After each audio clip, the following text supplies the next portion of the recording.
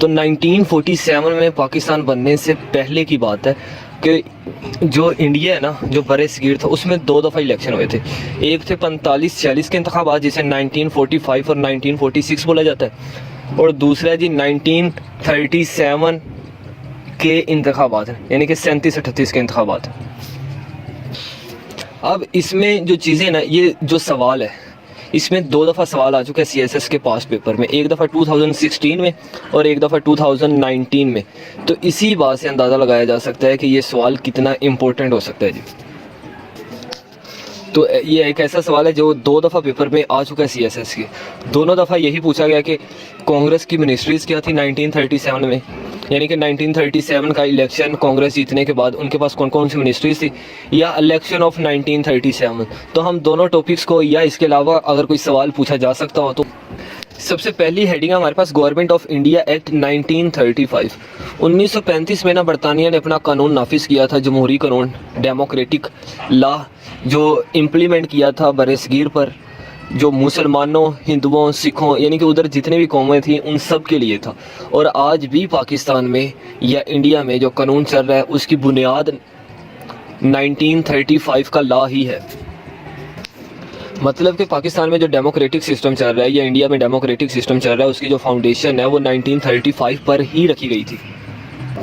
तो जब बरतानिया ने, जब ब्रिटिश ने 1935 में एक्ट वाजिया किया, इन पर एक्ट 1935 का कानून लागू किया, इन्फोर्स किया, तो मुस्लिम लीग ने और जो कांग्रेस थी, इन दोनों ने इसको बहुत ज़्यादा क्रिटिसाइज़ किया। क्रिटिसाइज़ तो किया, लेकिन उन्होंने कहा जी हमें इलेक्शन चाहिए जी। मुस्लिम लीग ने बार बार डिमांड की इलेक्शंस की, और कांग्रेस ने भी इलेक्शन की डिमांड की, इस लिहाज से कि उन्होंने कहा जी हिंदू ज़्यादा मिनिस्ट्रीज़ हमारे पास आ जाएंगी। मुसलमानों ने इसलिए कहा कि इन्हें अलहदा वतन मिल जाएगा। तो वो एक बात पे रजामंद हो गए, वो थे इलेक्शन। ठीक है, मुस्लिम लीग भी इस पर एग्री हो गई और कांग्रेस भी इस पर एग्री हो गई। जब दोनों पार्टीज इस पर एग्री हो गई, लेकिन ये जो इलेक्शन होंगे ये अकॉर्डिंग टू लॉ ऑफ, इसे कानूनी आज़ादी हिंद भी बोला जाता है, 1935 के कानून के मुताबिक होंगे। अब पढ़ते हैं जी द 1937 इलेक्शंस के 1937 के जो इलेक्शंस हुए थे वो क्या थे। इसमें ये हुआ कि 2 पार्टी थी, कांग्रेस और मुस्लिम लीग। जो कांग्रेस थी ना, उन्होंने ये दावा किया कि हम पूरे हिंदुस्तान की एक वाहिद जमात हैं जो तमाम मज़हबों की रिप्रेजेंटेशन करते हैं जी, नुमाइंदगी करते हैं, कि हम मुसलमानों के हकूक़ का भी ख्याल रखेंगे, हिंदुओं के भी, सिखों के भी, ईसाइयों के भी, यहूदियों के भी, यानी कि सब कॉन्टिनेंट में जितनी भी लोग बसते हैं, हम उनकी पसंदीदा एक ही जमात है और वो कांग्रेस है। हम सब की नुमाइंदगी करते हैं। जबकि जो मुस्लिम लीग थी ना, वो नुमाइंदगी कर रही थी सिर्फ मुसलमानों की। उन्होंने साफ अल्फाज में कहा हम सिर्फ मुसलमानों की नुमाइंदगी करते हैं।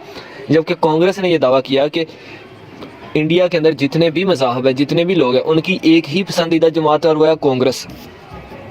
और इसके बाद बात की जाए, जब इलेक्शन हो गए तो ये इलेक्शन 1937 के फरवरी में कंप्लीट हो गए थे।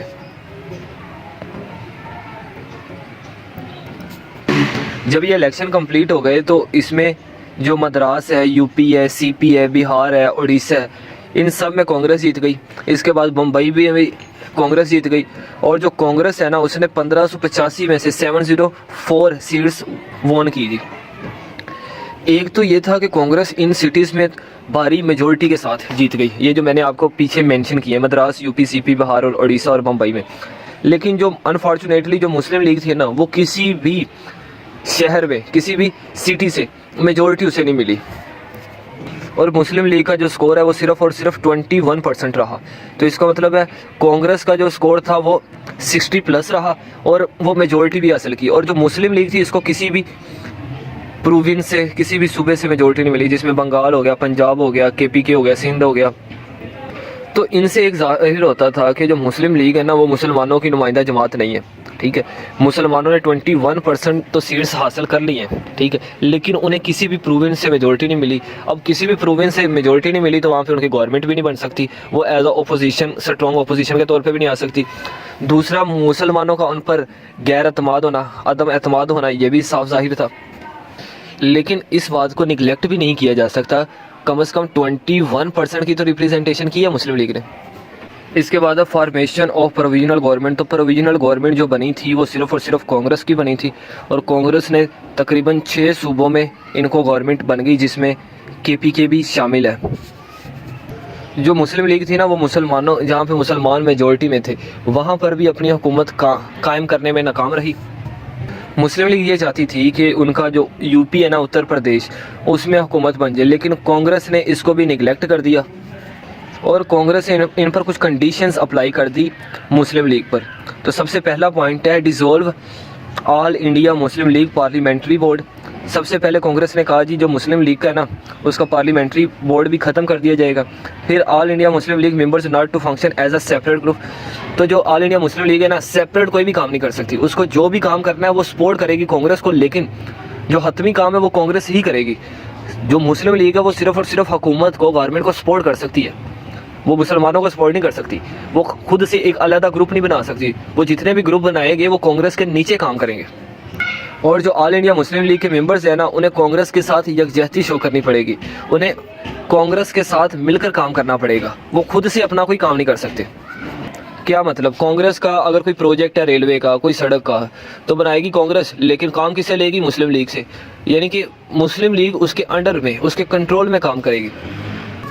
अब मुस्लिम लीग का ये दावा था कि वो मुसलमानों की नुमाइंदा जमात है, जिसमें वो फेल हो गई।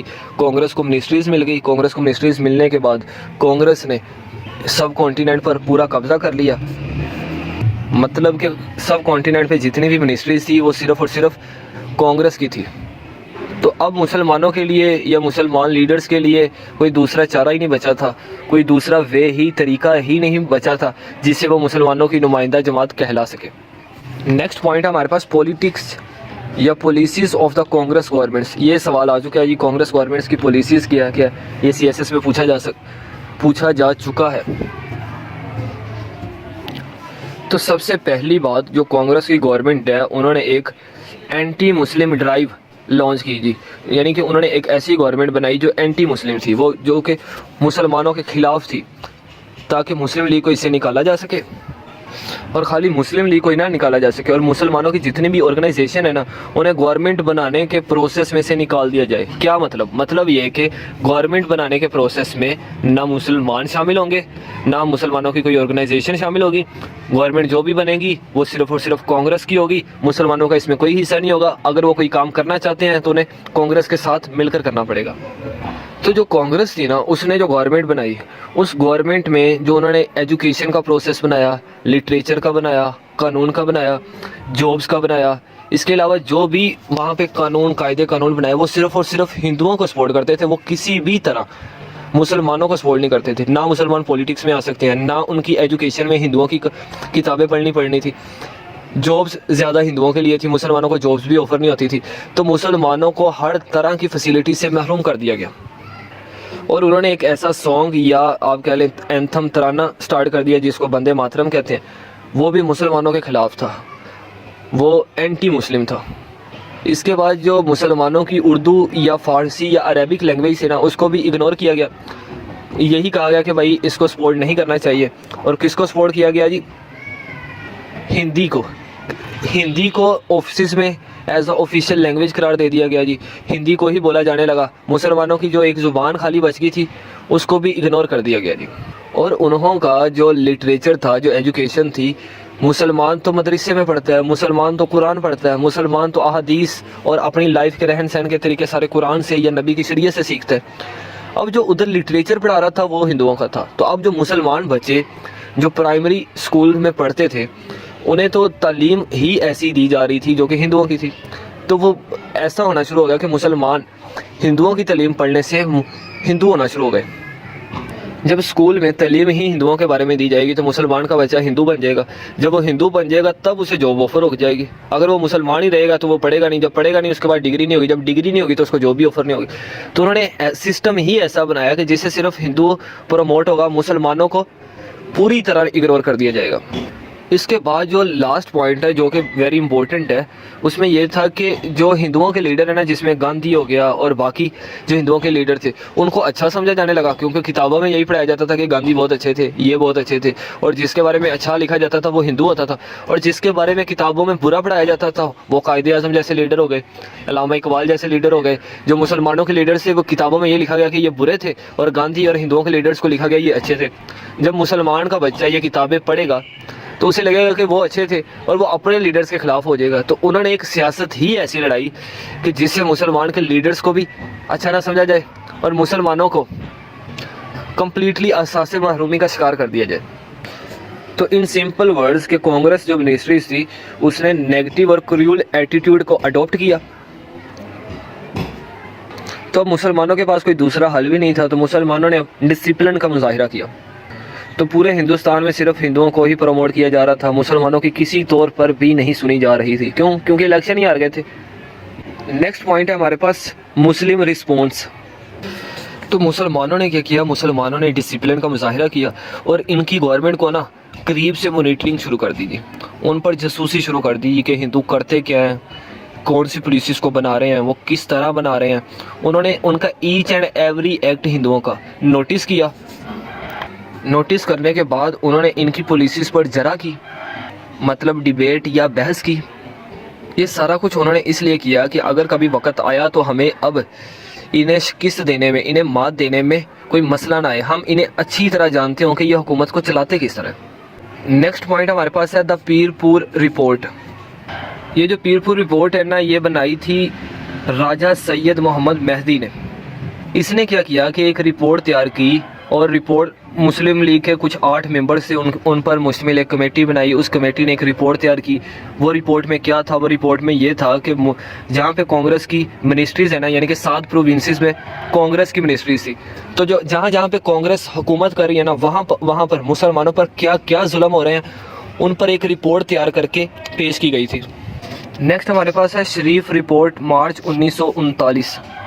तो ये जो शरीफ रिपोर्ट है ना, मुस्लिम लीग ने एक अपना नुमाइंदा जिसका नाम था मिस्टर शरीफ, उसको कहा कि आप इन्वेस्टिगेट करो। क्या इन्वेस्टिगेट करो? कि बिहार के अंदर है ना मुसलमानों पर क्या क्या जुल्म हो रहे हैं, क्या क्या इन पर मुजालिम हो रहे हैं, कौन कौन सी फैसिलिटीज़ से इनको महरूम कर दिया गया, उन पर एक रिपोर्ट बनाओ। उसने फिर एक रिपोर्ट बना के, या उसकी टीम ने एक रिपोर्ट बना के मार्च 1939 को मुस्लिम लीग को सबमिट की। नेक्स्ट हमारे पास है द फजलुल हक रिपोर्ट, दिसंबर 1939। तो जो AK फजलुल हक था ना, उसने एक पम्फलेट शाया किया। उस पम्फलेट का नाम था मुस्लिम sufferings under the rule of Congress. उस पम्फलेट में इसने बहुत ज़्यादा चीज़ों को रिवील किया, सीक्रेट्स को हिंदुओं के रिवील किया, लोगों के सामने रखा कि मुसलमानों पर हिंदू क्या क्या जुल्म और सितम कर रहे हैं। उसमें जो मेन बातें यही लिखी थी कि अजान नहीं होगी, अजान पर बैन लगाया गया हिंदुओं की तरफ से, मस्जिदों पर अटैक हो रहे हैं जी, गाय की कुर्बानी पर कम्प्लीटली बैन लगा दिया गया है। तो इस रिसाले के अंदर और भी मजालम लिखे गए जो हिंदुओं ने मुसलमानों पर किए।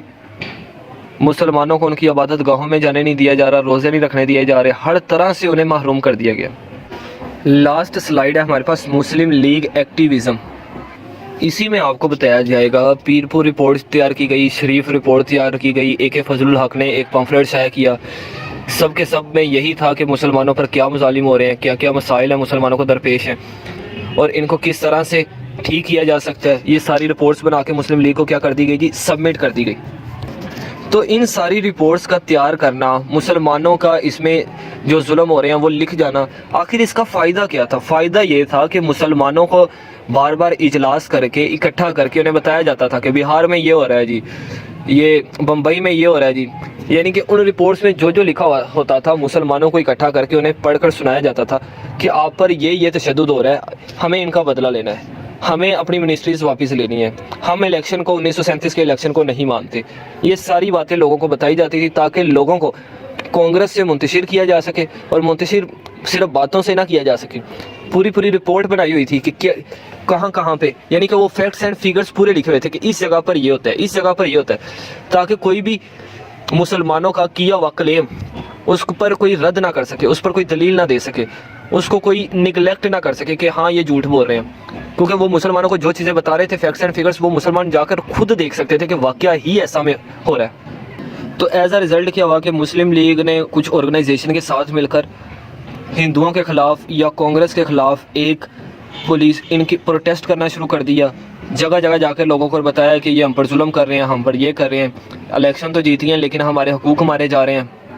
इन सिंपल वर्ड्स के सब कॉन्टिनेंट के अंदर, बड़े सगीर के अंदर वो अवेयरनेस फैला रहे थे कि ये मुजालिम हो रहे हैं और इनका क्या क्या हल हो सकता है जी। और इन सब चीज़ों को करने का मकसद सिर्फ और सिर्फ एक ही था कि मुसलमानों को इकट्ठा करके हिंदुओं के खिलाफ किया जाए और दोबारा से इलेक्शन और मुसलमानों को यूनिटी में करके मुसलमानों की दोबारा से मेजॉरिटी हासिल की जा सके और अपनी हुकूमत कायम की जा सके। ये था आज का कंक्लूजन और